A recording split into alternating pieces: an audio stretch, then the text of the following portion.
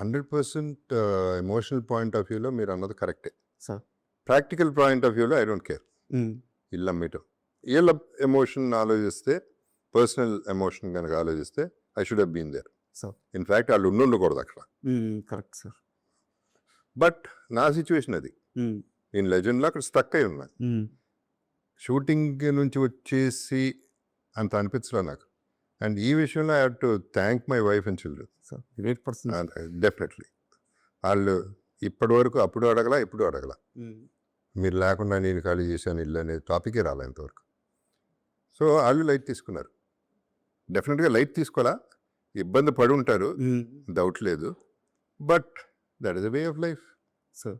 ఏం చేస్తాం, అది అయిపోయింది, ఇక నా చేతిలో లేదు అది అని చెప్పి ఉన్న సినిమా కూడా దాన్ని ఇబ్బంది పెట్టి ఇక్కడికి వచ్చి what is the point in doing it.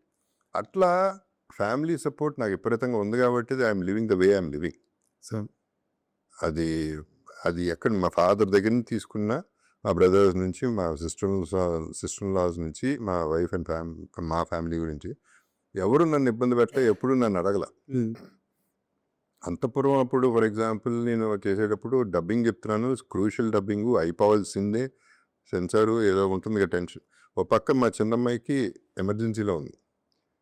అంత టైంలో కూడా ఆవిడే చూసుకుంది, వైఫే చూసుకుంది. సార్. నేను ఎవ్రీ మినిట్ కాల్ చేస్తా ఉన్నా, వంశీ కూడా పాపం ఎవ్రీ మినిట్ కాల్ చేస్తూ ఉన్నాడు. వంశీ అక్కడే ఉన్నాడు నాతో, బట్ తను ఫోన్ చేసేది వేరే అస్ట్రాలజర్, ఏంటి పరిస్థితి, పాప పరిస్థితి ఏంటని. సో ఇంత టెన్షన్లో కూడా చేసాం. బట్ ఈ రెస్పాన్సిబిలిటీ వాళ్ళు తీసుకున్నారు. సార్.